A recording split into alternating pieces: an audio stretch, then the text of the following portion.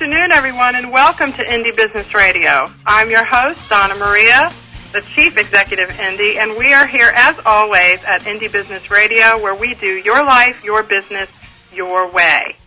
Today is a very exciting show. I'm really just so pleased to be in partnership of sorts today with a business colleague that I have met since I have relocated my business to Charlotte, North Carolina. I'm so excited to be on the air today with Cherise Duncan, host of Real Women, Real Business, Real Solutions. Cherise, how are you today? I'm doing well, and I'm so excited about this show as well. I think we're setting the example for, African-American businesses, and it's time to collaborate. So I'm excited to be here with you, Donna Maria. Well, I'm just so excited to have you as well. Of course, this is Black History Month, and every February we celebrate the history that African Americans have contributed to this country and around the world. And I'm sure, like many of you, you have seen some of the documentaries and maybe listened to some radio shows, read some books, read some articles celebrating the contribution of African Americans as we celebrate Black History Month. But today, Cherise and I have decided to do something just a little bit different and put our own twist on it.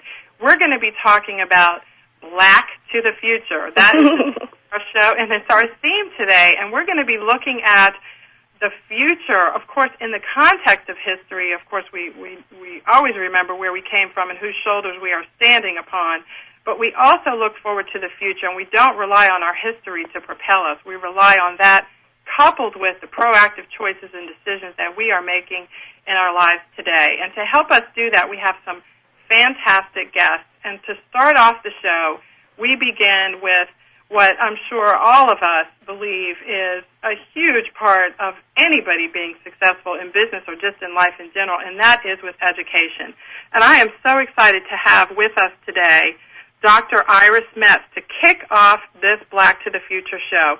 Dr. Iris Metz is an educator extraordinaire. Her resume is far too long to read, but I assure you, she has been educating the youth of this country for many, many years.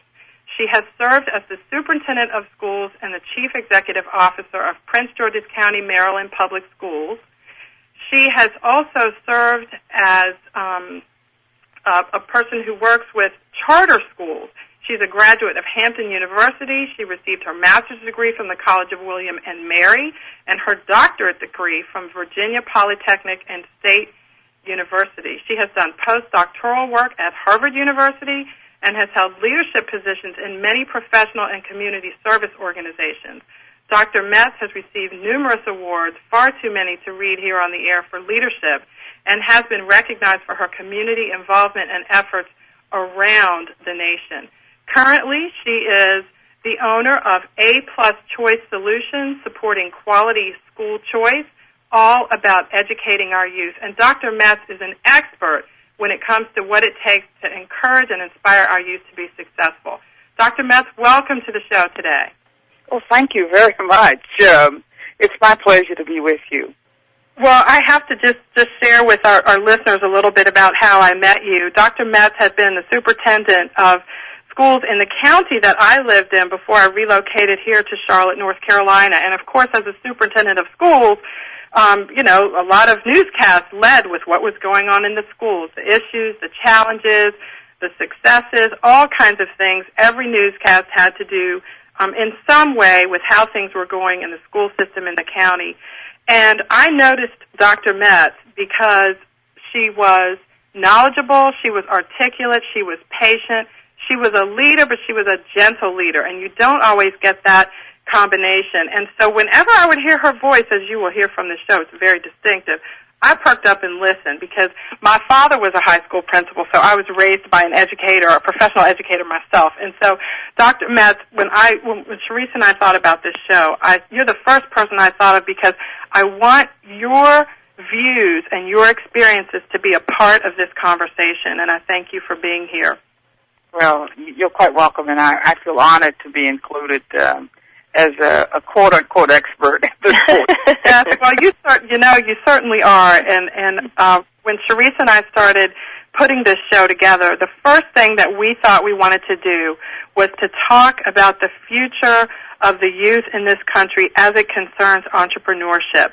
And in preparing for the show, you and I talked just a little bit about your reviews in terms of entrepreneurship in the youth. Can you share some of what you think about that just in general with our listeners this afternoon? Oh, it's such a critical area that we need to be concerned about, actually. I think at this moment we're not doing a lot to encourage young people, particularly young African Americans, to look at entrepreneurship as a path forward. I think we're doing a lot in school systems with career building, and I know we have law-related career building experiences. We are involved in political career experiences with our young people, but we really don't have a full curriculum or full breadth of teaching and instruction to prepare young people to go it alone, to take the first step to independence and become an entrepreneur. And Dr. Metz, do you think that that is something that can be injected? I mean, what are the challenges associated with making that more of a mainstream part of the curriculum in school systems? I think it's something that really could take place in Prince George's County. I work in an office building in the Largo area of Prince George's County, and there are just hundreds of entrepreneurs who happen to be African Americans who are doing quite well.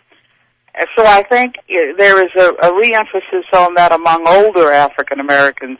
I started my own business at the tender age of 62, so a little late out of the gate, but the possibility of forming that foundation for the older generation, quote unquote, again, to just lead the way for young people. We now have a lot of active African Americans who can provide that internship, that guidance, and I think it's going to have to be a combination of coursework and volunteership of people who will come back and help young people to understand the opportunities available to, in this area of being an entrepreneur. Mm-hmm.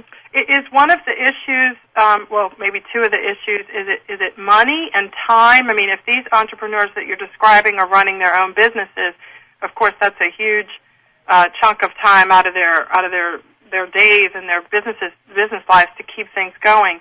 Is money and time a part of some of the challenge that we need to face in order to accomplish this goal? I think it is, but I've noticed that people who are extremely busy always find time to do another task. It's amazing. How many additional tasks they can find time to do. And I see a lot of outreach from the associates that I work with, even though sometimes we're working 16 hours. Still, we can put in some time for an internship. I have young people to come in and intern with me. But I think more importantly, we need to formalize the curriculum content within the school system. It's good to have a project, but it really doesn't become a part of the education of youngsters until you formalize it with a curriculum and an instructional block. You take time out of the regular school day to really teach these skills. And a lot of people will say, well, you know, our kids are having challenges reading, passing the high school exit exam, and doing all of those things. I would debate that and say that if you armed these students with the right course content to be successful in the business world, they'll do much better on those exit exams. Donna Maria, can I make a quick comment? Please, Cherie. Yeah, and Dr. Metz, I agree with you. I think that if you engage the student and, you know, like you said, make it interesting and really reach them, I believe in reaching people and where they're at today in order to, you know, open up their minds to listening to other things. But I remember I do a lot of speaking to local high schools, especially in the Atlanta area, and coming from there in Charlotte, trying to get established here. And I think another challenge is, you know, I taught a class on entrepreneurship. We came up with a curriculum. We did a whole program, but after the first presentation, I did a Q&A session, and most of the questions, and they did come from the young black males. They asked me what kind of car did I drive, instead of asking me questions about the actual process of getting into entrepreneurship. What does it mean? They asked me what kind of car did I drive, and the young females were more interested in, well, what kind of classes should I take in college in order to prepare myself? So I saw a huge challenge in, okay, as someone who does want to volunteer and give back and help with developing curriculum, I think I also need resources on how to, address those kind of challenges and bring the black males, back into, engage them and bring them back into, and let's really understand what entrepreneurship is. Any comments about that? Well, it's a part of helping youngsters to become mature adults. Mm-hmm. And but also along those lines, we lost that initial experience at very young ages for both males and females and African Americans, in which typically you had a part-time job. You were involved in some sort of independent business, as much as selling newspapers or having your own newspaper route or mowing the lawn for other people. I live in a very middle-class, some would say upper-middle-class neighborhood, and I don't see kids doing that anymore. Right. I think it's a matter of working with the youngsters at an early age, not waiting until they're in high school and even middle school, but going back to the fundamental concepts of you need to be independent, you need to think about how do you make money, not how do you accumulate wealth, not necessarily through inheriting the wealth from someone else, which I think we really emphasize that in the black community, but earning it on your own. And we really do need to refocus to that wealth-building concept of working and earning and not expecting that you're going to have those material things as a given because you are from a middle-class background. That's funny. Those preparations to me are very important. So I'm not saying that it's a curriculum or a course instructional change that should simply take place at the high school. I think it needs to go back to the elementary school, through the middle school, and then maybe mature a little bit at the high school level, because obviously those youngsters weren't as mature as they needed to be to take advantage of what you were offering. And the school actually, didn't come back and try to do it again because they felt like they didn't get as much interest from the students. But I feel like you have to consistently do something in order to show them that, this is the way to go. So I agree with what you're saying. You have to start at the elementary school. I think that's very important. And I'm almost tempted to think about developing some curriculum in that area. Yes, as a part call of me. Please call me and Donna Maria. It's an interesting point that you're making, going back to the elementary school, which correct me if I'm wrong. It seems to me I have two small children, not quite in elementary school yet, but certainly means starting in the family environment with, as you described, the paper routes, or there was a time when everybody had someone in their family that owned a beauty shop, or as you described, a paper route, or owned something, even if they only worked at part-time. So in terms of family involvement, Dr. Meth, as small business owners, what can people like Sharice and I, do with people like you and other of these businesses that you mentioned to help bring all of these different forces together to positively impact these young children in this direction? Well, thinking back, my father was a barber and owned his own barber shop, so I suppose I got the bug kind of early. But went into education and worked for almost 40 years, still working as an educator, but not necessarily as an entrepreneur. I think it's going to take a structured approach. I really do. I think we're going to have to join together and really put our best ideas together, because there is a reluctancy in the school system to look at an idea of this nature simply because it doesn't fit the normal pattern of what people do in schools. Mm-hmm. And you always swim upstream with innovations in school systems. But you also, there are some excellent reports that are coming out nationally, and this is going to be a national trend to look at workforce development, not just in the area of entrepreneurship, but just workforce development, period.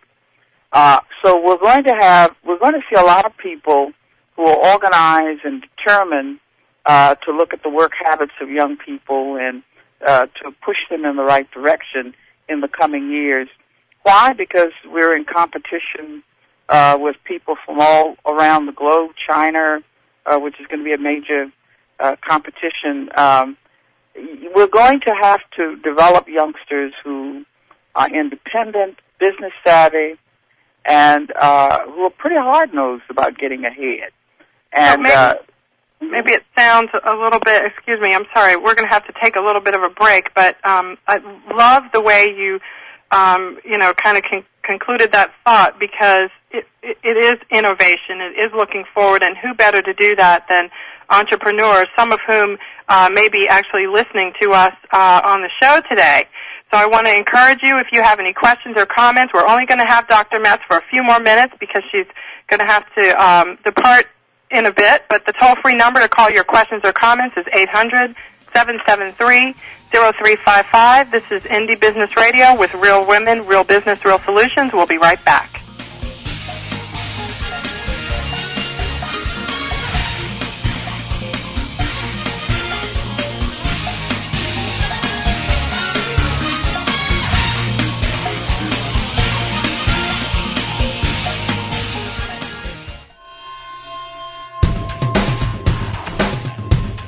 Why is everyone listening to GlobalTalkRadio.com? Because it's the future of talk radio. Every day, more and more people are finding Internet radio as not just an alternative media, but as a replacement to traditional AM and FM broadcast stations. Internet radio offers a wider variety of programs, convenient on-demand listening that meets your schedule, and fewer commercial interruptions. And GlobalTalkRadio.com is already leading the way by matching this content with a highly targeted Internet audience. GlobalTalkRadio.com offers its listeners one of the widest programming varieties on the Internet, from business and finance to self-improvement, paranormal, health, literature, romance, politics, and more. There are also opportunities for prospective hosts who would like to host their own weekly or one-time talk shows. Want to learn more? Check us out at www.globaltalkradio.com and see the future of talk radio today.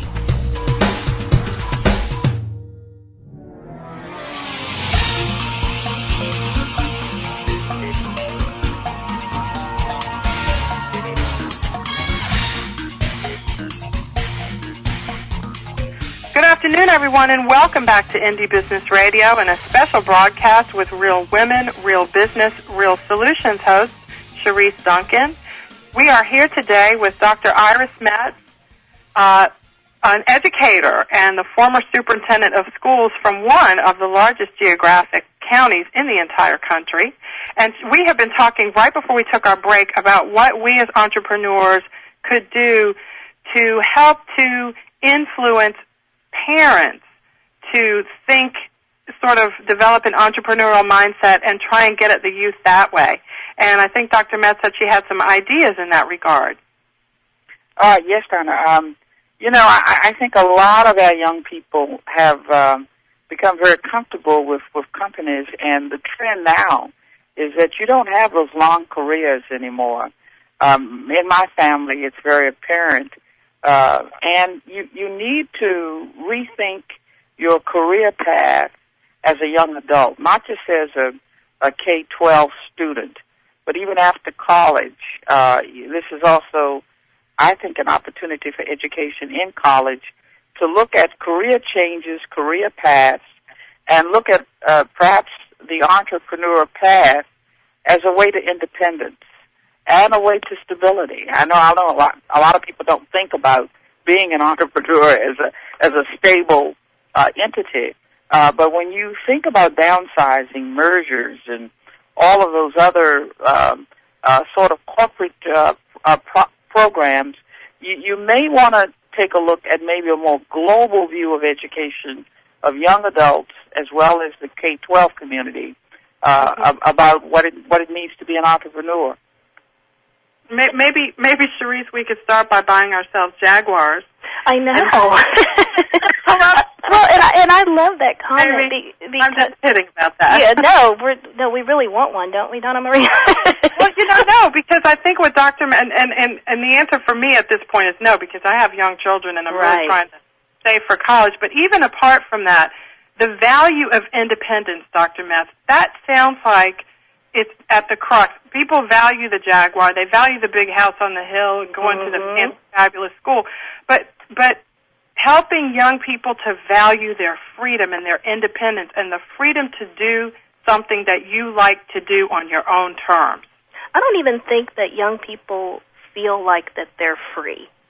I mean, that's just kind of my perception. I think they feel like they're just in this mix of all these different things that are, plugging at them, your parents, peer pressure, you've got homework. And Dr. Metz, you mentioned something very interesting about, entrepreneurship as a stable choice. And I think not only do we have to look at our careers and what we're doing, in entrepreneurship or whether you work for someone, but do you understand who you are and are you happy and do you like who you are? Because I think it's only you who can make yourself stable, and the choices that you make in your career and your entrepreneurship is it's really what's going to help you have a type of lifestyle or whatever. But you have to be willing, if something happens, then I need to pick up and do something else. And I think that's what entrepreneurship provides, is the fact that you can learn the skills, like with programs that maybe you're thinking about starting. And I know, Donna Maria, you have 2 young children, and you're setting a great example, I think for kids to know that you have choices. But I don't know that young people even think that they're free to make choices. I remember growing up, people were always telling me what to do, and I think that's why I've been such a rebel in my younger age. Well, how can we? Is it starting with the parents to help them understand that they can be free and independent, and then they can pass that on to their children? Well, I think it really is. I think a lot of parents, particularly middle-aged folks now, 30, 40, are realizing that they don't have a lot of stability, nor a lot of independence in terms of what they're doing, and often a career that isn't very invigorating or satisfying right now. One thing about becoming an entrepreneur, a lot of people are entering the field and becoming entrepreneurs. They've been laid off or let go or took a buyout. And then all of a sudden it was really feasible to try this. And once you try it and once you become an entrepreneur, your life adjustment pattern is accelerated by 100% because you can pick up and do something different. And I think it's vitally important in the changing economy of America just to try it for a little while, even if you go back to working for someone else. I think it's very important. Or even, Dr. Metz, if you have a full-time job and come home and spend 2 or 3 hours a night working your business. I used to have a friend who always used to tell me, it was somebody I used to date a long time ago, and he used to always say, no matter what, I'll always have a hustle. I'll always have a hustle. I hate even I felt like, well, are you a gangster or something? And then here we are all these years later, and I'm thinking, I don't know if this is what he meant, but certainly the spin I put on it now is, no matter what happens, whether I get laid off, fired, whatever, I will always have something that I'm good at that I can do to support myself. Absolutely, absolutely. I love that spirit. Well, wherever he is I think that's great. I call it having something on the side. You gotta always, even if you have your business, you still have to have something on the side. That's true. So maybe as we come to the end of our time with Dr. Metz today, we can think about what she has described as number one, starting at an early age as possible, which obviously means getting to the parents if the kids are that young, and helping to educate them. And this is something really, Dr. Metz, that can be a family activity. Going to an entrepreneurial workshop as a family and maybe having something for the younger people, having something for the children to do, selling lemonade to the adults during break time or something. It could be something that the whole family could do, which kills several birds with one stone. Well, you've just established another business model that's very appealing. Yeah. Well, that's all those entrepreneurs you said who always find time for something else to do. You can send us a list of their names, and we'll sign them up. Well, I can put them to work. We've got a caller. Priscilla from Maryland is on line 3. Priscilla, welcome to the show. Hi, Donna Maria. Good to have you. What's your question or comment for us today? Well, I just wanted to add to the doctor's comment regarding parents needing to instill this quality of entrepreneurship in our children.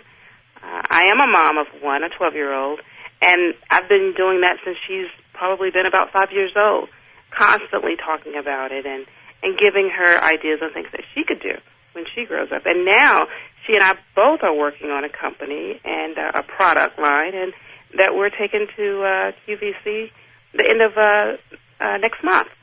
And she's proud because she's having a part, and she's 12. And I just think we have to instill it in our kids young. Also offer them the opportunity to go to college, but with the mindset that they're going to be owning and operating their own companies. Oh, I love the sound of that. Dr. Metz, it sounds like it's exactly what you're describing, of having that entrepreneurial thing in the family from the start. A model parent. A model parent. And one who could help other parents.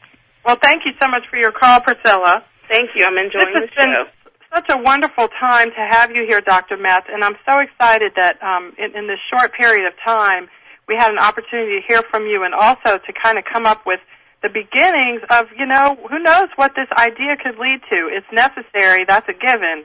The question is whether Sharice and I and others like Dr. Metz and other people, whether we're going to step up to the table and see what we can do, whatever contribution that we can make, no matter how large or small, to this effort, because we're talking about our youth, we're talking about our future, we're talking about Black to the Future. I want you guys to take your time and visit Dr. Metz's website at apluschoicesolutions.com. That's apluschoicesolutions.com.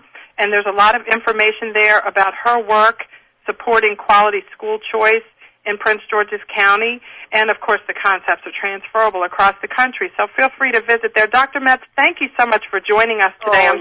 Thank you, Dr. Metz. It was great. Oh, you're quite welcome, and thank you for having me.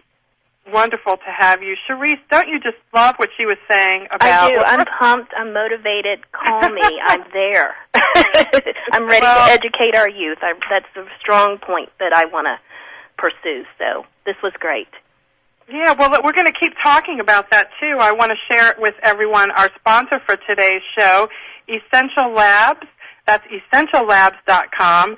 This company, for those of you out there in the bath and body care products industry, as I know many of my listeners are, you just can't get by in this without knowing about the services that are provided by Essential Labs at essentiallabs.com. They've got custom formulating services, graphics design services, testing services, production compliance services, contract filling services, and they are an FDA-registered facility located in Portland, Oregon. You can contact them at essentiallabs.com or 503-905-3278. Okay, Sharice, I have a pen and a piece of paper out.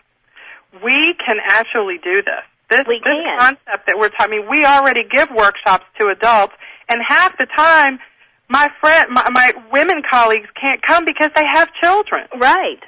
And I thought that was great having the kids sell the lemonade. Well, why not? We can set something up where the kids and the parents, mom and dad, actually come.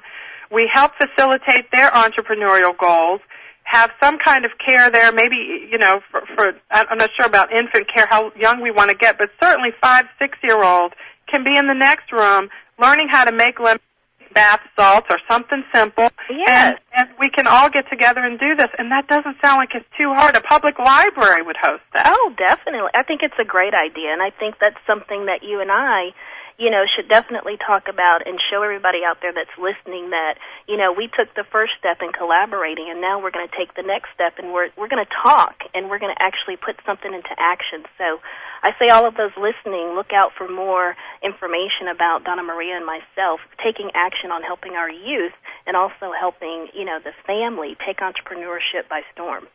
Right. Well, we're going to take a break and come back, and we're going to be continuing our conversation with other entrepreneurs who have great ideas and great solutions to help us move this idea forward. This is Indie Business Radio. I'm your host, Donna Maria. We'll be right back.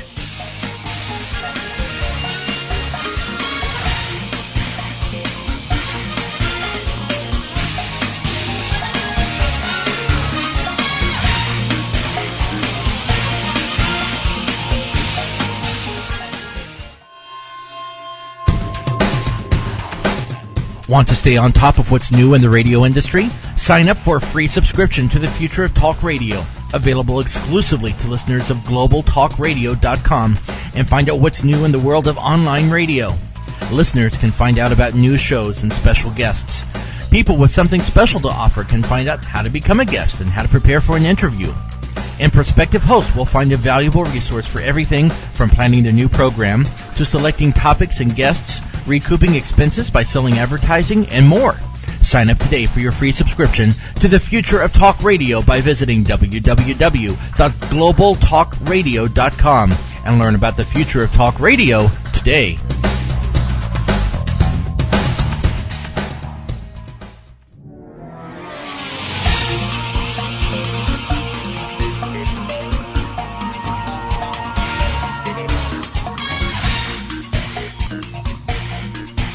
Good afternoon, everyone, and welcome back to Indie Business Radio. We have a special broadcast today with Cherise Duncan of Real Women, Real Business, Real Solutions. And for those of you who do not know yet, because maybe you haven't subscribed to my newsletter or you just haven't read it today, this week's issue features a story about a woman who started her business. Actually, she bought an existing business, and she comes from a family of entrepreneurs. So we were talking about, Cherise, before the break, how important it is to developing a child's mindset to give them an entrepreneurial example early on. The woman featured in today's newsletter, Janae Henry of Inner Glow Home Spa Products in Texas, she said her uncle owned a barbershop, her father was a real estate agent, and several other people in her family owned these small businesses. And you think about somebody like Oprah Winfrey. Yeah. Her father owns a barbershop, still owns a barbershop. She can't get him out of that barbershop. that gives you some idea of, what we can share with young people is like, look, it's not only about the money. It's about the independence. It's about having the freedom and flexibility to do something in your life that makes your heart sing. And if cutting hair makes him happy, then more power to him. If he can keep doing that, then why not? And we should understand that. I talked with a woman the other day, Cherise, who has a full-time job, a quite demanding job. She's starting a business on the side. She has her plan in place about when she's going to leave.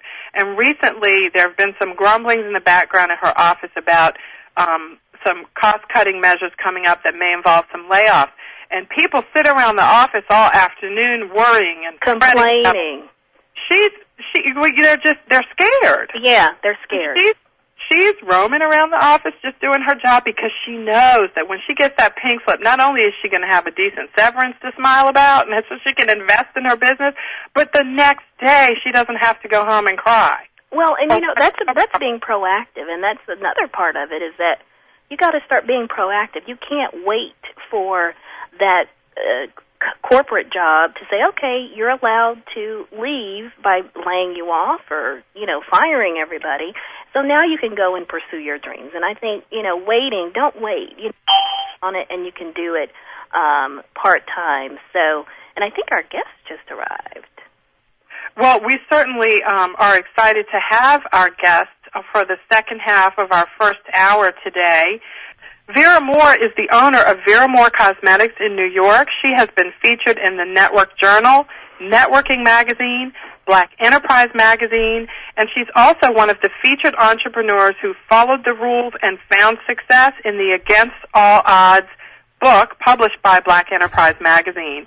Vera Moore has several beautiful products in her line, everything from bath and body to skincare to makeup, accessories. She's even launched a Moore for Men. That's a play on her name, Moore. I like that. She has a mature product skin line, and this woman is just rocking it. So visit her website at Vera Moore, Moore, cosmetics.com to learn more about her.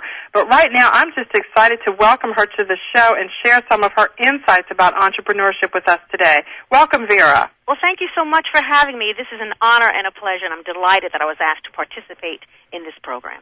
Well, we are certainly delighted to have you. In our first half hour, Vera, we had Dr. Iris Metz, who is the former superintendent of schools in Prince George's County, Maryland. And one of the things that we were talking with her about is the need to introduce our youth to the concept of entrepreneurship and its benefits at a very young age. And you've been an entrepreneur for such a long time.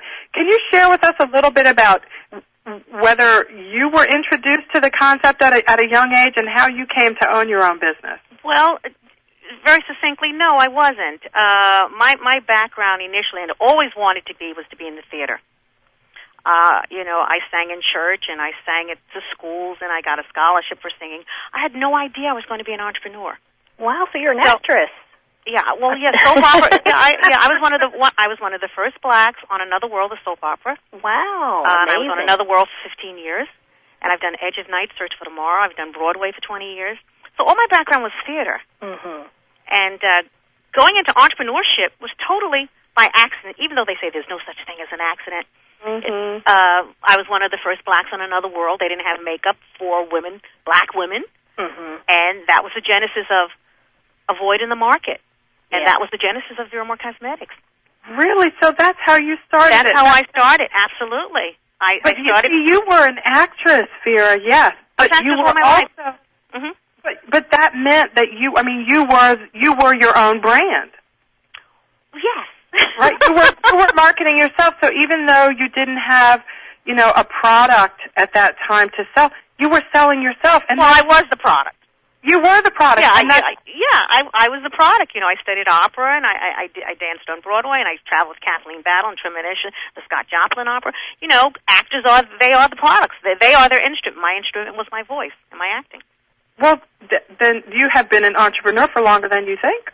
Well, in essence, I was, because I was controlling my own destiny. Yeah, and that's what entrepreneurship is about. That is the beautiful thing, is that no matter what you do, and even whether you call it an entrepreneur or not, that's what you were doing. You had the freedom, the flexibility to do what you love to do on your own terms, and enjoying it, and living, and eating. And also, initially, I did work for the federal government for 5 years. You have to have a plan. Yeah. You can't just step out there. And I had made a plan in my mind. I was going to work for the federal government for 5 years. Right out of high school, I went to work because I came from a very large family, 5 brothers and 1 sister, 7 of us, and we were poor. And I had to work. And I went to school at night.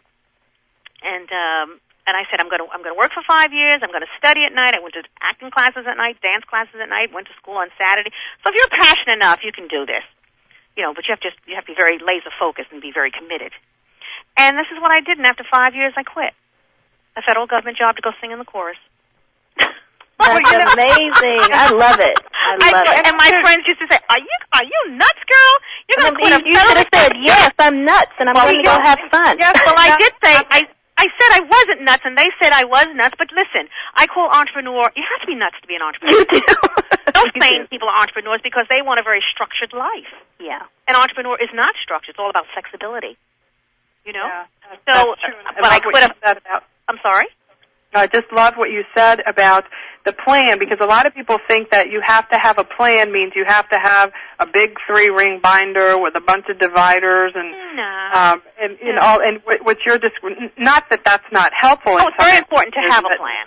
It is important to have a plan. I mean, but it's like in acting school. They used to say, you constantly go. You become a habitual student. You stay in the classroom because you're very comfortable with your teacher. But you've got to get out on that stage and go for it at some point. I call it the discomfort zone. You got to get out of your world. Yeah, well, you got to step out of the box. But the plan. Everybody needs a plan to go into business. Mm-hmm. even though I must confess, in my book Against All Odds, that was in Barnes & Nobles, I didn't really have a plan initially. I was spastic all over the place. Only through the grace of God we survived in the beginning. But eventually you have to have a plan because you have to have a roadmap. You have to know where you're going. Do you think, Vera, that what you just described, I think is so common? I was reading Martha Stewart's book not too long ago, and there was a chapter in there on business planning, and of course she's laser-focused, and she had all the things you had to have in your plan. And before I turned to the next chapter, the last paragraph said, oh, by the way, I didn't have a plan. Well, see, Martha has money. She doesn't have to have a plan. I was going to say that. No, don't. Let's keep it real here. Yes. Martha has enough money to make mistakes and come back. We don't have that luxury. Well, you did it, though. You did it, though. And that's my point. Is most of the women business owners that I work with, not all, but most, they find themselves finding entrepreneurship, or entrepreneurship somehow finds them. They start a hobby, for example, or they take off for maternity leave. They don't have a plan to start a business. They just get bored and start doing something. And you think of all the women who've developed all these products that are aimed at women who are mothers, where that market was, it was dominated by people who weren't actually living as mothers. Yeah, no, I agree with you. But at some point to be successful, now I said I didn't initially have a plan, doesn't mean I didn't eventually get one. Because to be successful, you must have direction. You have to know who your market is, the demographics, their income. I mean, suppose you decide you want to open up a store and nobody can afford what you're doing. You have to do some research. You have to do your due diligence. Right. I was just very blessed, and then eventually, we got it together, and I did what I was supposed to do. Now, how long did that process take from the time when you left your job in the government into acting, and then at some point you stopped doing that and started Vera Moore? How long was the process between, I think you called it a little bit scattered, to actually putting a plan in place? Well, what happened when I left the federal government, as I said, I used to audition on my lunch hours. I worked for the federal government down Bowling Green by Wall Street, and I used to eat on the train, my lunch, this is a true story, and I'm going to do another book. I used to eat on the train, change my clothes in the bathroom, because you had to look different for your audition versus working in a... Right. I worked for the solicitor's office for the Port of New York, so you wear the same attire. I had a great boss. That's why relationships are so key in anything you do. A relationship is so paramount. Because if I didn't have a nice boss, I couldn't have gone to my auditions, because I was always late coming back. Oh. And he'd say, did you get it? Did you get it? And no, I didn't get it. But I got another audition tomorrow, And then I quit, and then I straight went into singing in the chorus. But eventually, when I left theater, so to speak, and I never really left theater, but when I left theater, and there was an opportunity to go into a major mall in New York. We were the first black in the history of Green Acres Mall. We integrated Green Acres Mall. They had never had a black tenant in the history of Green Acres Mall, Valley Stream. And I didn't even have a plan then, but I knew I lived in the area.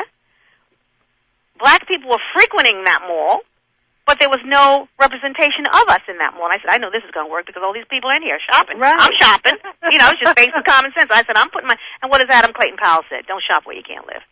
Well, Vera, that was great what you said, common sense. And I was going to ask you, we're talking about moving black businesses to the future, and we're talking about kind of the problems, and some solutions in this first hour. And what are some of the things, just in your experiences, that you think African-American businesses are lacking? I mean, some of them that you mentioned, like the building the relationships, communication, and like you said, doing the planning, and I talked to Catherine Hughes, of Radio 1 and TV 1, and she mentioned reading, writing, counting, is really important. Do you find that we are lacking in some of those areas and in the how-to, build those relationships and communicate it, and really, because even though you didn't have a plan, you used your common sense to know what's going to work and what isn't.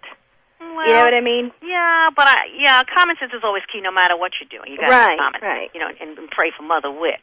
You can be educated and still be a fool. Exactly. If it's not, exactly. I'm being very honest. I mean, I talk at a lot of universities. I don't have a PhD or a master's or a bachelor's. I graduated from high school. But I've taken enough courses at night to have a PhD if I had to. I'm sure, because I go and talk at universities. But it's not in the book. Right. It's not in that book, and I tell them at universities, it's good because they give you the academics, and it's very good. I'm not listen, everybody should have an opportunity to go to college. I wish I had. but it didn't deter me from doing. But I think the most important thing is mentorship when you start early with young people, to teach them and to share, and, you know, to bring people in your environment so they can see, and to tell them, look, if you decide you want to do something, if you want to be in, say you want to be in fashion, go work in a fashion house, whether it's sweeping the floor, going to get coffee. Being in that environment, first of all, to see if you want to do it, see if you have the tenacity to do it, you know, and that gives you an idea. So this way, these are still plans. Mm-hmm. This is a plan of action as to what you want to do, to see if you're going to do it, see if you have the passion to do it, before you step truly into, you know, to the waters. Mm-hmm. So I think it's very important to mentor the youth and to let them know that once they've acquired this skill, no one can take it away from them, and they can appreciate it. That's still part of a plan. Mm-hmm. Mm-hmm. And Vera, when you go out and talk at the universities and other places where you talk, how much conversation is there among, you know, the people that you meet after your talk or whatever, when there's a social ability to socialize together? How much talk is there about formalization of some of these concepts of introducing young people to this kind of plan at a very early age? How much of that is going on? Do you know of programs that are out there? Well, I don't know specifically of programs, but I know people are really advocating mentorship. Mm-hmm. Oh, yes. They're advocating mentorship and joining, networking with organizations and getting to know people and, you know, aligning yourself during the summer with jobs that you're interested in possibly going into. So it's alive and well. I believe that.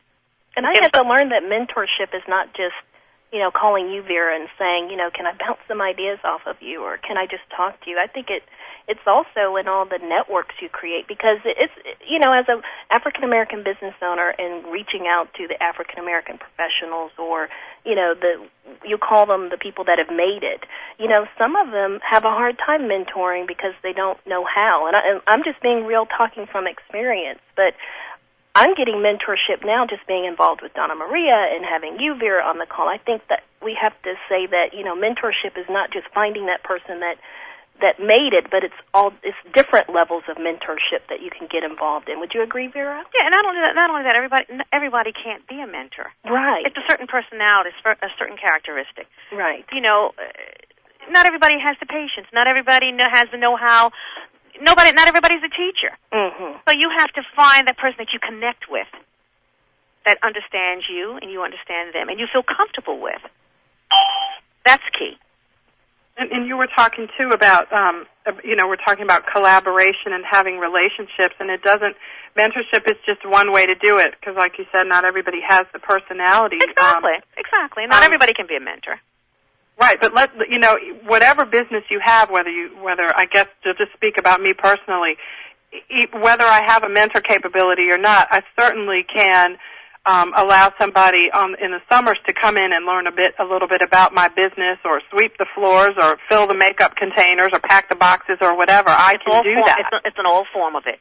All of this is a form of helping. And isn't that, Vera, what many years ago? I mean, when I was younger, my parents shipped my brother and I off to North Carolina for the summer, and now that I'm a mom, I understand why. But we went off to, of course, visit our grandparents, and my parents got a little bit of a break. But you know what we did all summer? We picked cucumbers. We hung tobacco up in the barn because we came down here to North Carolina is where my parents were. We fed pigs. Now, I didn't want to be an entrepreneur farmer, but I did learn a little bit about self-sufficiency, and I saw my grandparents and all of my mother's brothers and sisters. My mother had a full-time job. She chose a different route, but her siblings were here making money off of the land.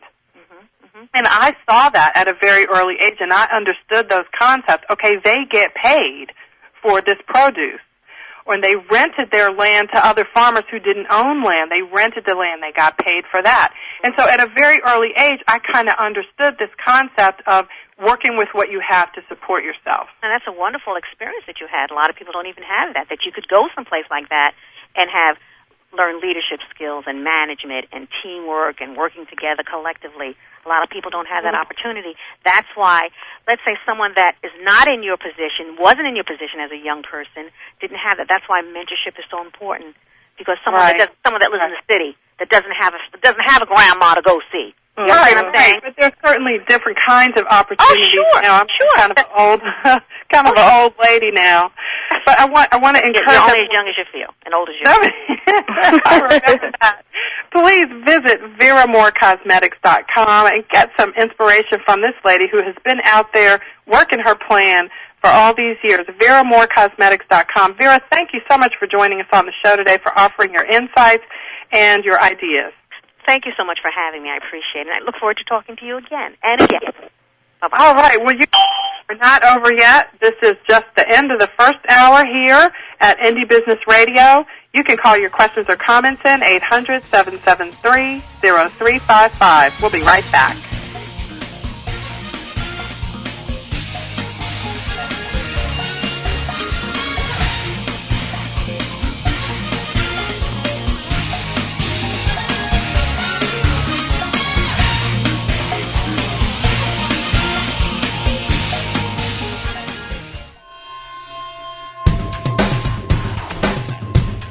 Why is everyone listening to GlobalTalkRadio.com? Because it's the future of talk radio. Every day, more and more people are finding Internet radio as not just an alternative media, but as a replacement to traditional AM and FM broadcast stations. Internet radio offers a wider variety of programs, convenient on-demand listening that meets your schedule, and fewer commercial interruptions. And GlobalTalkRadio.com is already leading the way by matching this content with a highly targeted Internet audience. GlobalTalkRadio.com offers its listeners one of the widest programming varieties on the Internet, from business and finance to self-improvement, paranormal, health, literature, romance, politics, and more. There are also opportunities for prospective hosts who would like to host their own weekly or one-time talk shows. Want to learn more? Check us out at www.globaltalkradio.com and see the future of talk radio today.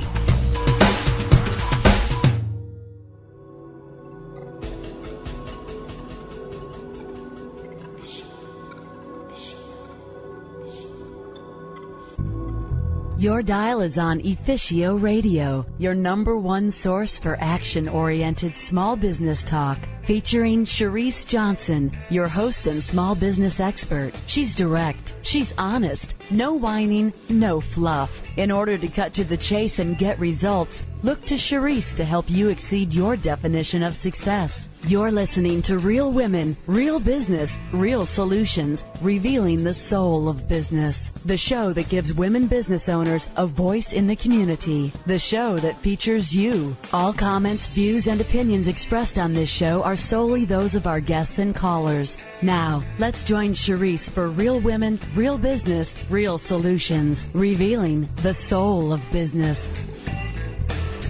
Hello, I'm Sharice Duncan. I'm laughing at our station manager, Kevin. Thanks a lot, Kevin. Made me start laughing at the start of the top of the hour. But everybody out there, this is Sharice Duncan, your host and small business expert, and welcome to the second hour of a special presentation that we're doing with Indie Business Radio and Donna Maria Coles-Johnson and her radio show. And I'll talk about that in a second. But welcome to our show this afternoon. And as president and CEO of Efficio Incorporated, my company exists to help business owners create wealth through business ownership. So it's the time to be strategic, get to the core, build your infrastructure, and focus on execution and profitability. And this is Efficio's core competency, meaning that's exactly what we will help you do, guiding you through strategic planning, penetrating markets, attracting capital, and increasing your cash flow on a consistent basis. Real Women, Real Business, Real Solutions, revealing the soul of business, was launched as part of our media division, Efficio Radio Network, to showcase the spirit, the passion, and the soul of women business owners and giving them a voice in this global community. So welcome to our show. And today, again, as I mentioned, is a special edition of our show.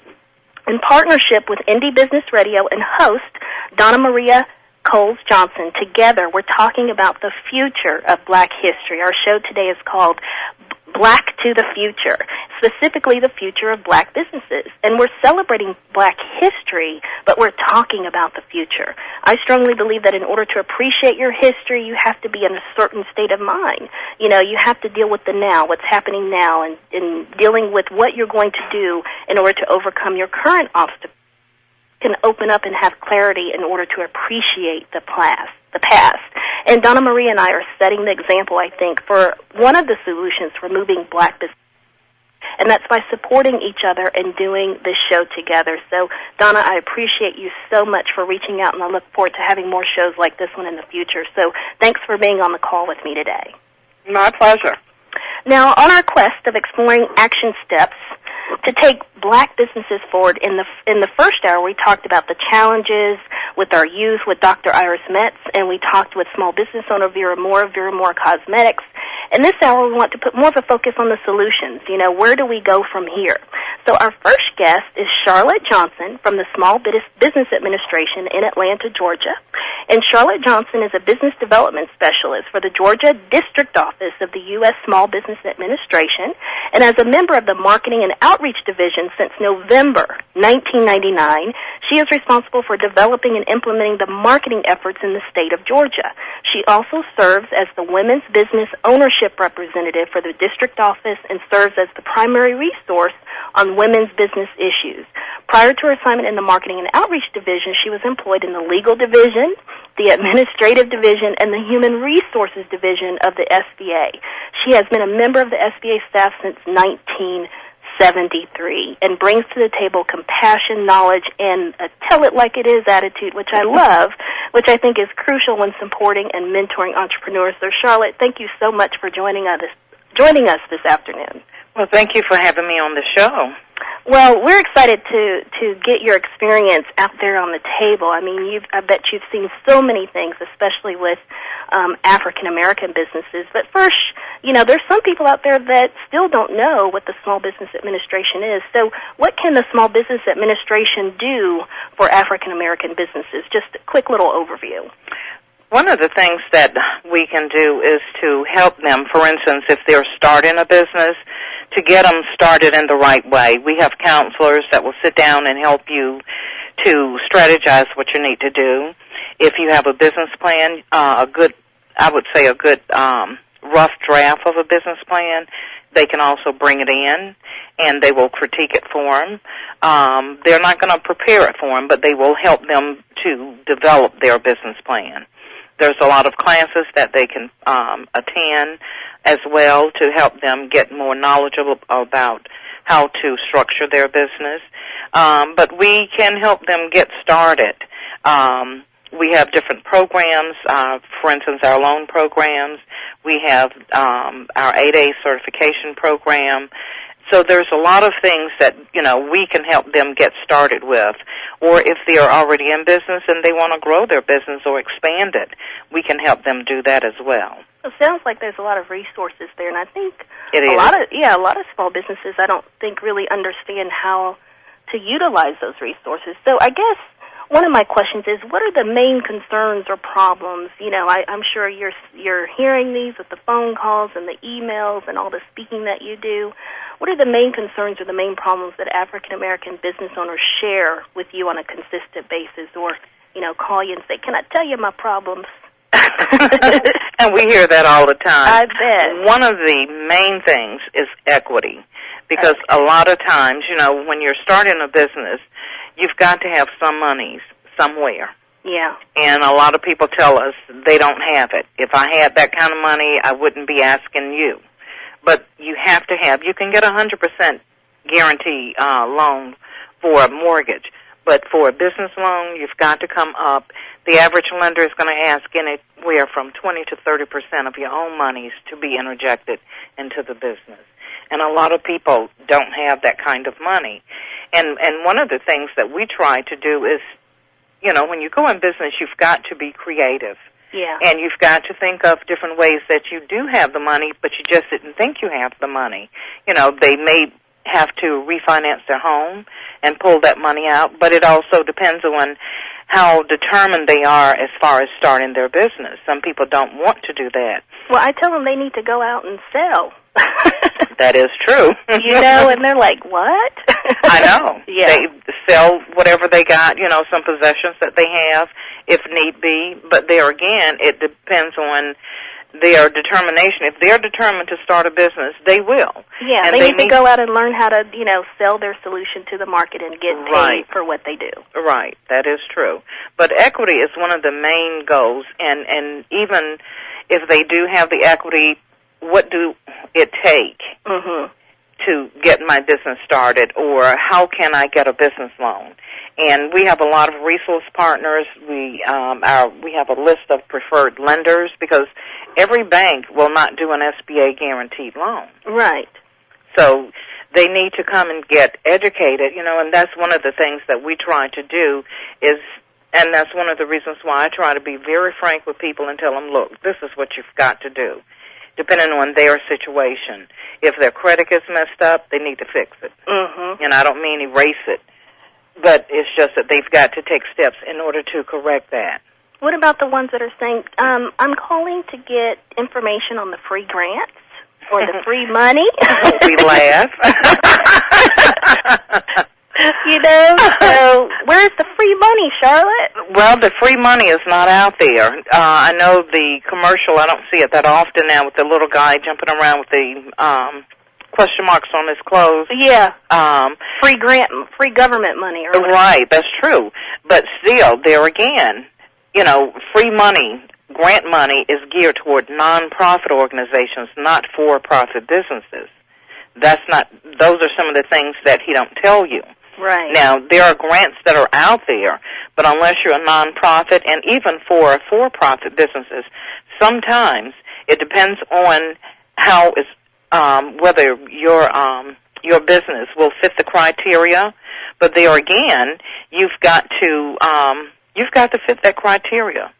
Every once in a while, a for-profit business can apply for a grant. Now, granted, SBA does not have any grants for businesses that are startups. And it's just that we don't have any free money. And one of the things that I normally tell people is that as long as I've been working for the government and as long as I've been working for SBA, if I knew what all the free money was, you be getting it. I wouldn't be sitting up there telling them anything, because I would quit my job and go out there and get the free money. And a lot of them always say, gee, you hadn't thought about that. Right. And you've been working there since, in this industry since 1973. So, right. Of all people that would know where the free money is, it would be you. So everyone out there is none. Yeah. Yeah, I would know every rule and regulation, and I would know where they are. Now, what would you say are some common, we're talking about moving African American businesses forward, minority businesses. What are some common misconceptions that you've seen about black business owners that are not true, or some things that you've seen that are true and we need to do something about it? As far as misconceptions, I'm not real sure if I don't know of any, but I know of some that, as far as black people are concerned, some things that we need to do in order to start our business or expand our business that we need to stop believing in. And one of the things is, a lot of times I get the question all the time, why is it that foreigners can come over here and they get all this money and get started and open up all these businesses? And one of the things that I normally tell them is that because, number one, they pull together. Mm-hmm. They will start one business. They will pull all of their money together. They will start one business, and from the proceeds from that business, they will start another one, and then they will start another one, and we don't do that. Yeah, we don't come together. We do not come together at all. And that's something that especially black people need to stop saying, only because why they can come over here, they're not paying tax. That's not true. Mm-hmm. It's just that they are smart, not saying that we're not, but they're pulling their money together, and they're united with each other, and we don't do that. And I would agree, because, remember my advisory board that disappeared?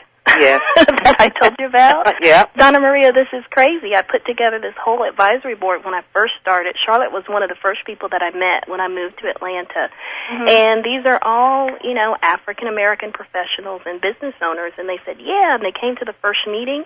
And then I told them what I wanted. And, I'm very direct. And you know that, Charlotte. And, and all of a sudden, the next meeting, maybe 2 people show up. The next meeting, I didn't hear from anyone. And then they all just disappeared. They didn't even have the courtesy to tell me, we can't do this. I don't have the time. I'm not for sure what you need, or, I'm not going to be available. They just completely disappeared. And so I've experienced that personally about, we need to stop doing that to each other. You can at least call, and I'm not trying to harper on my experience, but it's just been consistent with, some of the clients that I talk to, and, we definitely have to unite. Would you agree, Donna Maria? I mean, have you experienced any of that as well, where we're not uniting and we need to do that? Because we're doing that together, but I think more of us need to do that, Mm-hmm. I have experienced that as well, and for what Charlotte was saying earlier about when people come in, they're asking for the free money, and how often that question comes in. I think part of what we want to do is to educate people and to join forces in the ways that we can, based on our experiences with people like Charlotte and organizations like the SBA, to help educate people about what entrepreneurship is all about, and how it's not about a man jumping around in question marks talking about free money. Mm-hmm. If you're looking for free money, your business is probably not going to succeed even if you have it, because you're looking for something free. Right. Looking for handouts. If you want to be in business, I mean, I look at my life. I know Sharice, because we've talked, over the months. In reality, it's about losing sleep. It's about staying up. Everybody else is in the bed. What are you up doing? Revising your website. Right. Taking a picture of a new product you're trying to sell, or trying to get your hair colored the right way so you can go out and do your talk. Right. That's exactly right. It's not about what's free. Right. It's about how hard you're willing to work to use what resources you have, no matter what they are, whether it's $1 or $1,000. And right. Donna Maria, and everybody out there, Donna Maria was the one that contacted our station manager and kind of organized, a lot of the things. And I appreciate her because she supported me. I was so busy, and she just took the ball rolling, and we both showed up, and we were here, but we both played a role, and we both supported each other. And Charlotte, that's what you're talking about, right? Right. Doing it together, no matter whether Donna Maria did more than I did or I did more than her, it doesn't matter. No, as long as it got done. Right. And that's one of the things. Can I ask you another question, Charlotte, too? One of the things, I would like to know if you see this when people walk into your office. I was on a panel last month in South Africa, entrepreneurship panel. We were talking about this very issue in another country. And I'm wondering if this is kind of a common thing no matter where you are, and that is, we'll give an example. Sharice and I got together and did this. Who knows what will come of it, but there's no extra money in our pockets as a result of this. Right. We are doing this because it furthers our goals collectively. We do these kinds of things not just because we can see the financial reward going into our pocket tomorrow. We're not running our businesses solely for that purpose.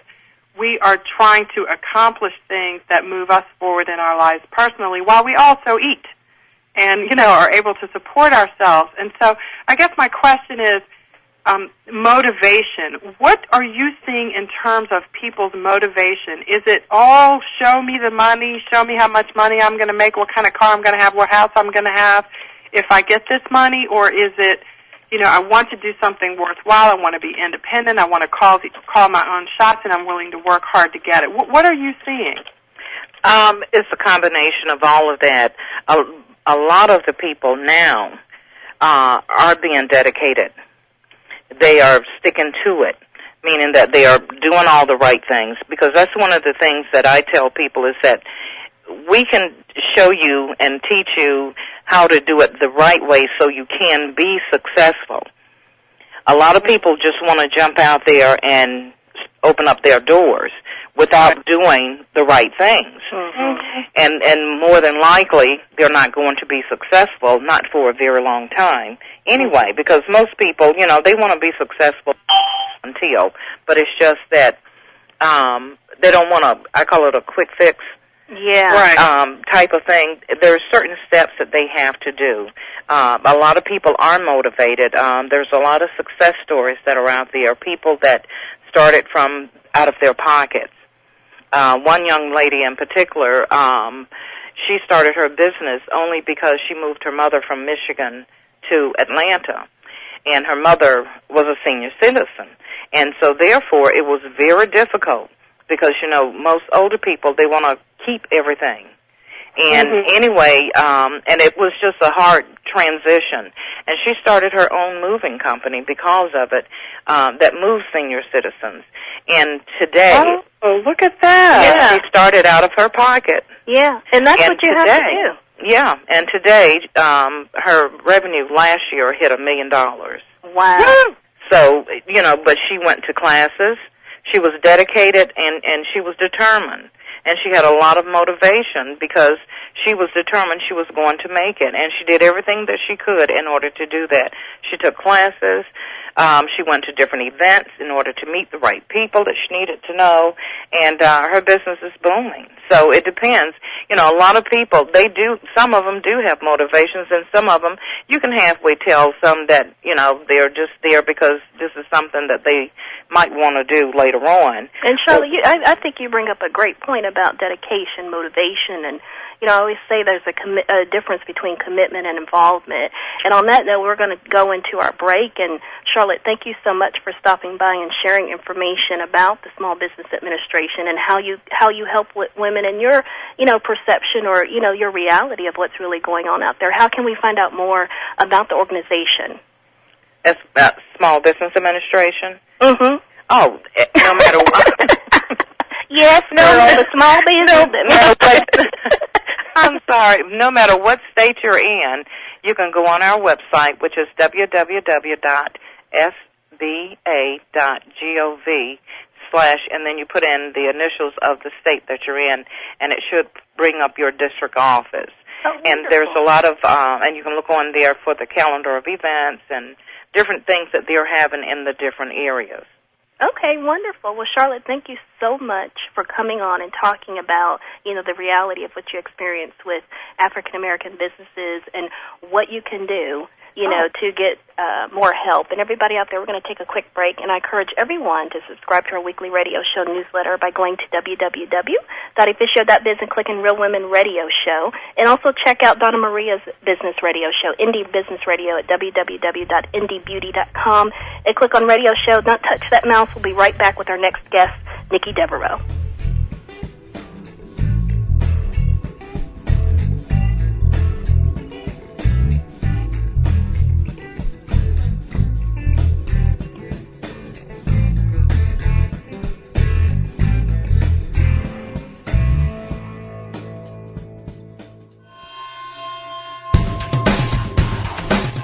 Want to stay on top of what's new in the radio industry? Sign up for a free subscription to the Future of Talk Radio, available exclusively to listeners of globaltalkradio.com, and find out what's new in the world of online radio. Listeners can find out about new shows and special guests. People with something special to offer can find out how to become a guest and how to prepare for an interview. And prospective hosts will find a valuable resource for everything from planning their new program to selecting topics and guests, recouping expenses by selling advertising, and more. Sign up today for your free subscription to the Future of Talk Radio by visiting www.globaltalkradio.com and learn about the future of talk radio today.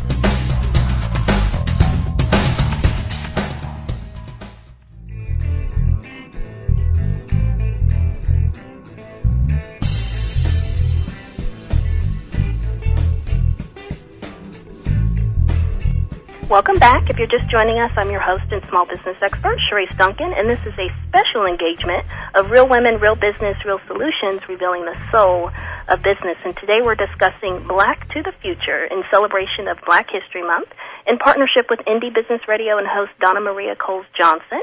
And we just received some great information from the first segment from Charlotte Johnson of the Small Business Administration. In this segment, we have Nikki Devereaux joining us. Nikki Devereaux founded Simply Virtual in 1997 and has since served as president and CEO of the company. Under her leadership, Simply Virtual has grown into one of the industry's leading and most respected virtual assistant firms, and we're going to learn exactly what that is. And Nikki, thank you so much for joining us this afternoon. We're going to learn more about your company, but I want to get to the questions. Thanks, I'm glad to be a part of the call.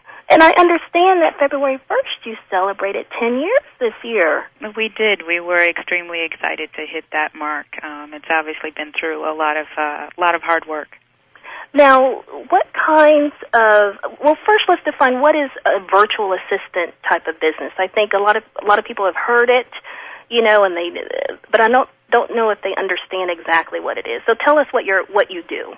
Sure. We provide administrative and marketing support to usually small to mid-sized businesses. A lot of them are based in their homes who need support but may not want to or maybe can't afford to have a full-time person working in their home or a full-time person working in their office or what have you.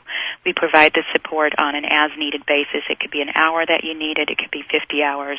And the solutions, of course, scale to what our client needs are. And it's been a great solution for people who are growing their businesses and just aren't ready to make that leap to their first employee or even their second or third employee. And the key word is virtual. So, you know, the virtual assistant is working from their home office or wherever they work from. And like you said, you're not having someone come to your home or come, you know, if you do have an office space, come to your office space. They're working virtually. That's correct. You'd be surprised how much technology has advanced in the way that we're able to log on to clients' computers to do work right there as if we're sitting in their office, use different technologies that allow us to meet in cyberspace, and so on and so forth. People have been just really pleased with the level of touching, is what I call it, that they can have with someone who's not right there in their office. Now, what kinds of traditional work or corporate work did you do before launching your own business? I mean, have you always been an entrepreneur? I think I have the heart of an entrepreneur. My father ran a software engineering firm for about 15 years.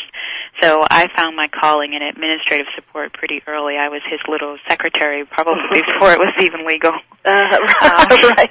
My first real job, though, was as a receptionist. It was at a heating and cooling supplier in Detroit. And I've held since then positions of increasing responsibility supporting senior-level executives at companies like Prudential Insurance, AOL, Time Warner, right up through my transition into virtual assistant. So you definitely have a solid background to not only provide the service, but to have the business where you know you can expand and grow into other areas as the support services are needed. You know, I mean, it just keeps growing of the things that I need help with. And I would think, you know, you have to be creative. I mean, is that true? The people who are working for you and also yourself, are you finding that you have to be a creativist? I mean, does it matter whether you're an African-American business or not? I mean, has that impacted how creative and how aggressive you have to be in the marketplace? That piece has not. Well, and I take that back. I think, you know, we still as African Americans deal with certain limitations, you know, when people understand who you are and what you're doing. But fortunately, being a virtual company, people just aren't that interested in whether or not you're African American or Hispanic or what have you. Right. We have had to be very creative in providing solutions for our clients because everybody comes to us with something that's completely different. I had someone call me recently, and they've actually just signed on as a client with a very neat concept that I'd never even thought of myself. So clients do bring things to us. He has elderly parents who are in another state, and they had been having trouble paying their bills on time, and so they were having all these late fees rack up. And one of the services that a lot of people use us for is to help them with online billing, paying their bills for them. And so he wanted to hire Simply Virtual to pay his parents' bills for him.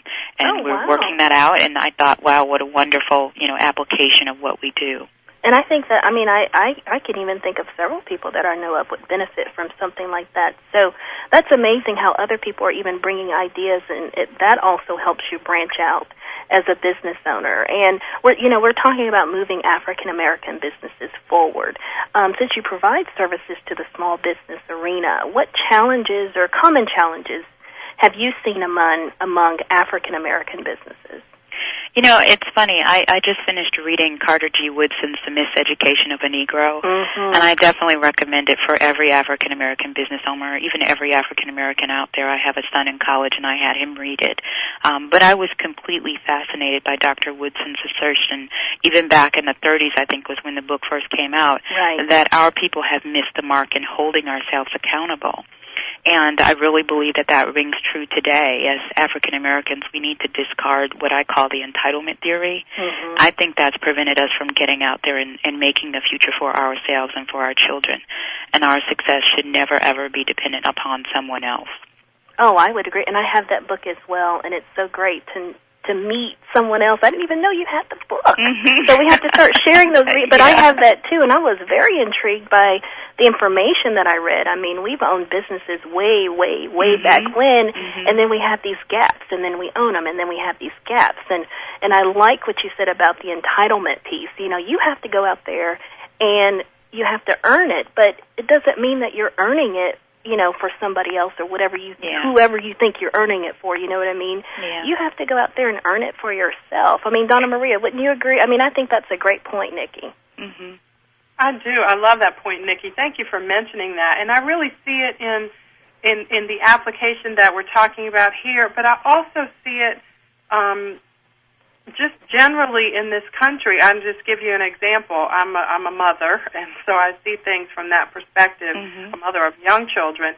And one of the things that I hear a lot of moms talking about is the need for better child care options, in particular provided by employers for the parents of young children. And that, to me, just that in and of itself, surrenders our ability to do something about our own issues. So it's almost like, oh, I've got this job, I love this job, I also want to have a family, and now that I'm here, by the way, I think that you should give me better child care. And I'm not, of course, not saying that it's not an issue or that, parents don't have this problem or don't have this challenge, but whose problem is it? I mean, I think that's a great point, Donna Maria, because I don't know if it's a problem, but it's just something that you need to, it's your responsibility. You should be able to take care of it. Yeah, and I love the analogy with what Nikki was just talking about the concept that somebody owes us something. Yeah, that whole entitlement theory. There are situations, of course, where some people, we get ourselves into our own situations, and sometimes we find ourselves in a situation through no fault of our own. But in point of fact, it's still our situation, and we still have to deal with it. So I love that point. I hope that maybe if some listeners out there have questions about that or comments about that, I just see it so much that we are giving away our power by saying that someone else should fix our challenges for us. Right. And for anybody who wants to call in with comments or questions, you can call 800-773-0355. And Nikki, another question that I have for you is based on your experiences. What do you think we can do, as African American business owners to ensure that we're around? Because I believe in creating perpetuity. People say, well, saying creating a legacy is old school. You don't want to say that anymore. But we need to still do that. We have a lot of work to do. So what do you think we can do to move our businesses forward so we don't have to close shop in 2 years or 3 years? Yeah, well, I've got to tell you, I'm really passionate about what I do, and I think that success is definitely a result of that passion. And I think that that's the first thing that we have to do when we're in business, particularly in the virtual assistance industry. There are so many people out there that think, it's just a way to make quick money doing very little. And that's just not true. Any business, home-based or not, you've got to put in the sweat equity that you need to make it work. And I've found that when you do what you love, you're better prepared to make the sacrifices necessary to wade through the ups and downs of running your own business. So that's probably the first thing I would suggest is just finding something that you're passionate about. A lot of people call it finding your calling. And then once you've done that, I would say preparation. Take time to research what you're getting into, develop systems and strategies for your business before taking your first customer or your first client. Nikki, did you say systems and strategies? I love did. It. That's what I teach. Hey, Therese, it's Sonia on the phone. Hey, Sonia. Everybody out there, Sonia, she's going to be coming in on our next segment. So, but yeah, Nikki, that is great. I love what you, but that's true. They forget about the systems and the processes and the planning piece. You have to do some work, right? You definitely do. I do some mentoring for other VAs from time to time, and there's one in particular that called me recently, and she hasn't gotten her organization or her structure together, but she's had a couple of people who are interested in the service and was asking me, do you think I should get started without all this stuff? And I was kind of, laughing. I'm like, you can if you want to, but you'll plan aren't going to be happy with, because you don't have a system to bill them. Right. You don't have a system to, an onboarding process for your clients or even knowing what you're going to do for them. And so while you're thinking you're saving yourself something because, I'm going to lose this client if I don't do it now, well, you'll lose them anyway if you're not prepared to take them on. Right. Do you think, as African American business owners, do you think that we shy away from planning and organizing and working hard, or do we not necessarily know what working hard means when it comes to business ownership? I don't think people really understand what's involved with owning your own business. Mm-hmm. And I don't know if that means that there need to be more people like you and I out there educating people about exactly what's involved with it. Mm-hmm. But it's a lot of hard work, and I can't say that enough. Yeah. The other thing I would encourage people is really prayer. Mm-hmm. I know we lose that a lot, but if you remember back in the old days, it was the old grandmotherly types that always kept our quote-unquote villages together, mm-hmm. and they always did that through prayer.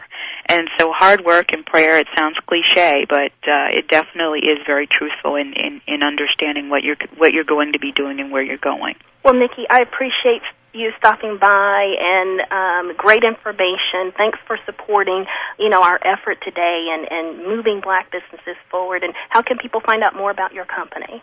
They can visit our website. Our website is www.simply-virtual.com, or they can call us as well toll-free, 888-814-9800. Well, thank you, Nikki. And everybody out there, it's time to take another quick break. This time you can touch that mouse and open a new window in Internet Explorer and check out our small business solutions by going to www.efficio.biz. And we'll be right back with our next guest, Sonia Barnes of Harrison Barnes Image Consulting. We'll be right back.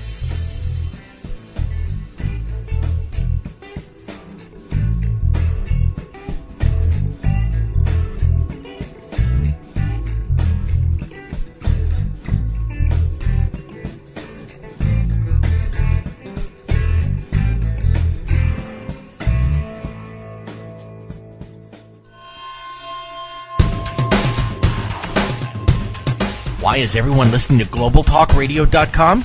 Because it's the future of talk radio. Every day, more and more people are finding Internet radio as not just an alternative media, but as a replacement to traditional AM and FM broadcast stations.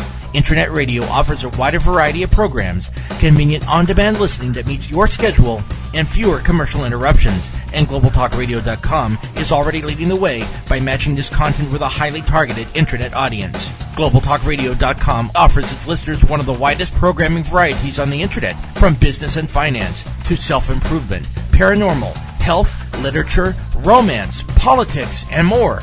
There are also opportunities for prospective hosts who would like to host their own weekly or one-time talk shows. Want to learn more? Check us out at www.globaltalkradio.com and see the future of talk radio today.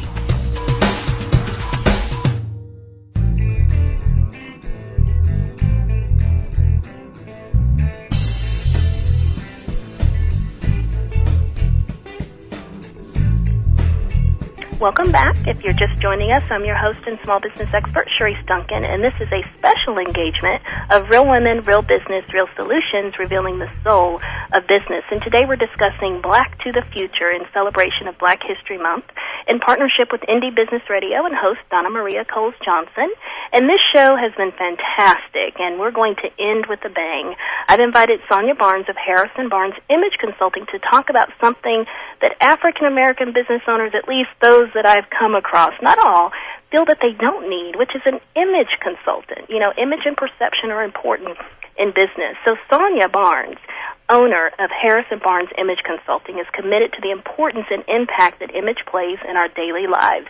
With over 15 years' experience in the corporate sector with companies such as State Farm Insurance and Royal and Sun Alliance, she is skilled in negotiation, conflict resolution, human relations, and professional development.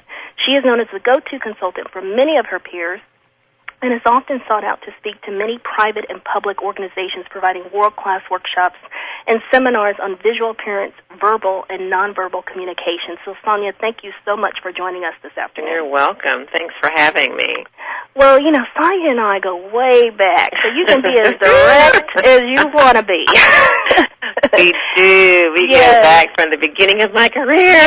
Yes. So I remember when Sonia first started her business. So, Sonia, first tell everybody out there, what is an image consultant? Well, an image consultant is someone who traditionally works on someone's image, and people automatically think clothing and wardrobe. Mm-hmm. And that part is correct. But, when people always ask me, what is an image consultant? I always say I liken it unto the umbrella of medicine. You study medicine, and then there are specialties. There's internal medicine, pediatrics, OBGYN, cardiology.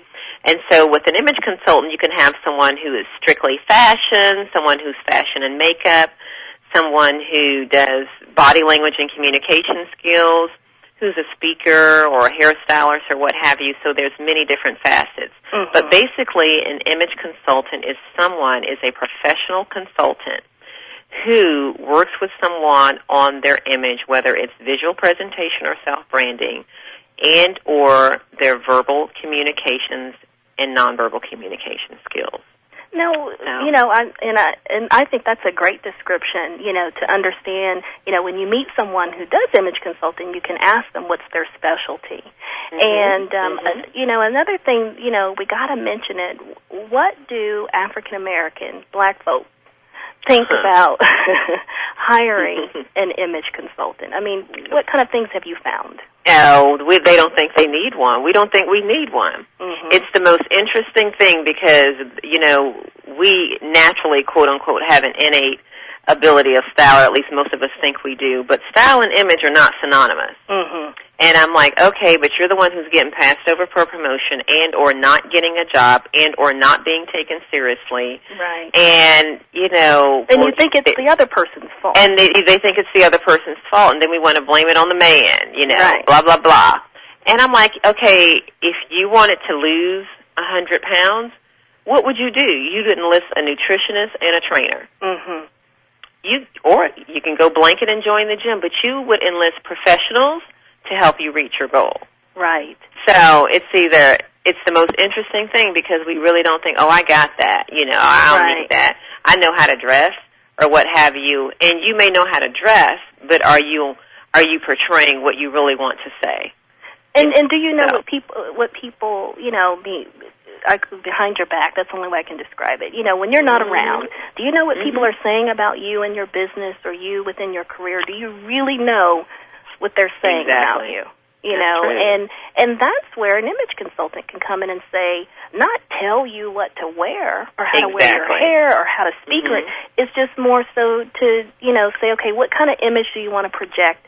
And let's align what you're doing across the board with that image, right? That's right. I always say, what's your vision? Let's put vision into action. Mm-hmm. We got to put vision into action because if you're stuck in, getting the latest and the greatest on sale at what have you, then you really, don't have a vision and you're living in the present. So you may not have taken the time to think about what it is you truly want and how are you going to get there.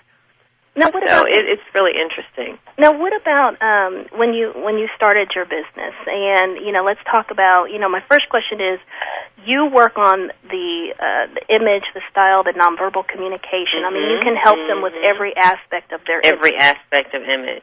So one of the big things when I started my business is that I ran into, and this was even a little self-doubt. Sorry, I'm okay. reading. Go ahead, girl. Girl, I'm on it today. I know. Is I ran into Charlotte's a very wealthy city. It's like I'm not a blonde. I'm not a cutesy little blonde, and they cannot have half the skills of what I do and be, I'm an image consultant and own the title. And I thought, what, they'll be taken more seriously than someone as me. So that was one thing that I really ran into when I first got started was, okay, what separates you from the blonde? Who's like your girlfriend in the dressing room? Oh, I think that looks great. Or I've always done this, and I just have a natural ability to just kind of help people. I'm thinking that's great. So I did run into that as a kind of a surprise. Like people would rather trust someone completely unqualified. Right, with a certain look. With a certain look, little cookie-cutter, little soccer mommy look, than a true professional. So and you know what, I run into that all the time as well. You know, and as African-American women, and Donna Maria, jump in here, please, because I'm sure you've experienced some things as well, but, you know, you do experience it, but it's not about harping on it or looking at it as a negative. That's just the way it is. It's the way it is. You know, we're not saying that we're making this up. It's just the way it is, and then you just have to learn how to deal with it, just as, you know, our counterparts, you know, the blonde, has to deal with certain things that she runs into as a result of more African-American women starting businesses. Exactly. You know, so it's the same thing. It's just something you have to deal with. Donna Maria, would you agree? Absolutely. I mean, some things are just the way they are. Yeah. And blaming it or actually spending any time agonizing over it when you can't change it is completely pointless. Right. Exactly. And quit trying to find fault for someone. Exactly. You know, look at yourself. So, Sonia, now, how much importance does image play for the African American business owner? You know, I believe it's very important. It's really, really highly ranked because, you know, A, we are in the minority, and then as a female, you know, there's the double slam on us. Right. So, you know, you can be skilled to the nth degree, but when you go out and market yourself, you're your best logo. You know, it's a self-brand. So when you're not completely together on a visual look, you've already shot down. Yeah, because you know, you shut up the brick wall. Because I talk about people too. Yeah, I mean, it's human nature. It's human nature. It's human nature that the brain automatically registers within 5 seconds, friend or foe, when you meet someone. And so then it's also like, in do our you proceed or do you not? Yeah, and then also in our speak, I called my mom one day and she said, "You've been living in the South way too long." And I said, "Why would you say that?" She goes, "Not that there's anything wrong, but what did you just say?" Yes, and it's interesting because I get that a lot when I travel, especially like to Tennessee or Mississippi, and they say, "Well, do you think my accent's going to have an impact?" And I said, "Not if you stay in Mississippi, you'll be fine." Right. But the perception, it's not about right or wrong, it's the perception. Everybody out there, did you hear what Sonia said? It's not about right or wrong. It is not about right or wrong, but the perception, if you leave, right, wrong, or indifferent, is that it denotes subconsciously ignorance. It's really the most powerful thing. So you learn to manipulate that to the good. And we call that positive manipulation. Positive manipulation. Yeah, you really call that positive manipulation. And everybody out there, listen to what Sonia's saying, because again, it's not about right or wrong. It is so not about right or wrong. It's so not about right or wrong. I tell every person that I meet, I'm not here to make you wrong. I'm not here to give you a list of rules. But what I am here is to give you the tools to be the best. So African American business owners, you know, it's really important. You know, we go out and we are out in a sea of, you know, our Caucasian counterparts. Not only do we stand out, when we stand out, we need to stand highly represented in visual presentation and self-branding, so that when we do open up our mouth, you know, they're more willing to listen. Now, what about that goes from your logo to your business card, and it's all the details of owning a business, how you answer the telephone, who's answering your telephone, you know, all of that. And not having Vistaprint on the back of your business card. And not having Vistaprint on the back of your business card. No qualms to visit Vistaprint. We love you. No, great we love services. them. We love them. But spend the money to get some business cards that represent your company. Right. Right. Now, what about negotiation skills? Because you teach that as well, and that's part of, you know, communication. Because I think, you know, we talked about this in the first hour. I talked to Dr. Metz about this, but I think we're lacking in how to communicate effectively what we're trying to say. And then also in a negotiation situation where you're talking about, is this person going to get the project or you, and you have to go in and negotiate the deal. What's your take on that? My take on negotiation skills, which I absolutely is one of my favorite things to do, is to, before you even go in negotiation, know what you want. See, a lot of people go into negotiation skills not knowing what they clearly want, and they wind up settling for what they can get. Right, that's true. And so, if you don't know what you want, you'll wind up settling for anything. And it's like, be clear about what you want. Know what's available. Know what's the bottom line for them, like what's in it for them, because price and value are two different things. There's a price on that proposal, but there's a value that's not written. And you have to communicate that. You have to communicate that. So I've had people come and say, I know, I'll automatically know. I always know at the end of this conversation, this is what I want to walk away with. Mm-hmm. And this is at worst what I'm willing to accept. So if someone comes to me and they say, well, you know what, this proposal, this is like $8,000. This is a little pricey. We love your content. So how can we get that price down? And you know what I tell them? What would you like me to remove? Right, there you go. That's what I'm talking about. What would you like me to take out? Yeah, if you want because me to you're not going to get a $10,000 program for a $2,500 budget. Now, if you want and you only have $2,500, then I can give you a $2,500 presentation. But you can't get you can't get the biggest bang there. Mm-hmm. So when they start saying, well, we love the content, it's everything we've looked for, but that price is a lot. It's a lot. So then I go back and say, well, it's solution based. Yeah. You had issues with this, and this solves your solution, correct? So I go back and replay everything that they needed of their objectives to be met, and bring it back into them. And when they say, well, we really can't afford that, they may not be my client, but I will ask them, what would you like me to remove? Right. And I think that's important for African-American businesses as well, and all businesses for that matter. All businesses. But when somebody doesn't necessarily jump on what you're initially offering, it's not an attack on your intelligence. So you don't have to reduce your value by accepting it. They're just trying to see what they can get. They're doing what they do, and that's negotiation. You have to be very clear, and I think this is always key. What is it you want? If you go in with not knowing what you want, you're going to wind up settling, and then you're going to hang up the phone and think, what the heck did I just do? Right. Because you know all the work that goes into giving them a phenomenal product. Exactly. So you have to value yourself. Now, you and I talked about this before, years and years and years. A lot of African-American business owners lack a good professional image, sometimes because we spend a lot of time in hustle mode. And Donna Maria, we talked about that in the first show. I got to go make me some money, right now.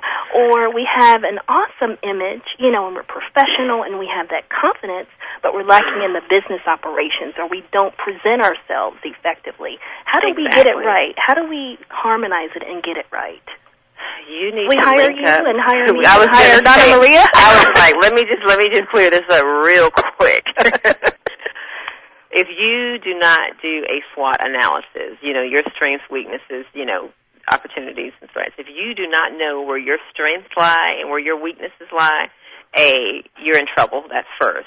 Right. And if you're not detailed and weak or have the business savvy to not just own a business but to operate a business, then you're going to fail. So you need to enlist professionals. You need to enlist someone who is very savvy in helping you to get there, because you can't do it all. No. You can't do it all and you don't know it all. You need to do what you do best and surround yourself with people who can help you do the rest. Well, Sonia, thank you so much for your insight. How can more people find out about what you're doing and get in contact with you? Contact me. You can visit my website at www.harris, HARRIS-Barnes.com. And then our direct number is area code 704-540-0989. Wonderful. Well, Sonia, thank you so much for your insight, and thank you for coming on the show. Thank you so much. Thank you for having me on the show. I was so excited. Yeah, and that's our show this afternoon, everybody. Don't forget to sign up for Real Women Weekly Radio Show Update. Stop coughing while I'm giving the ending. No, we had a lot of fun. This was a great time. Go to www.efficio.biz and click Real Women Radio Show. Thank you for listening to Real Women, Real Business, Real Solutions, revealing the soul of business, and Indie Business Radio, your life, your business, your way. Tune into Indie Business Radio with host Donna Maria from 1 to 2 p.m. Eastern, and Real Women, Real Business Radio with me, Sharice Duncan, from 2 to 3 p.m. Eastern every Monday. Has your soul been revealed? See you next Monday, and thanks for joining us. Bye, everyone.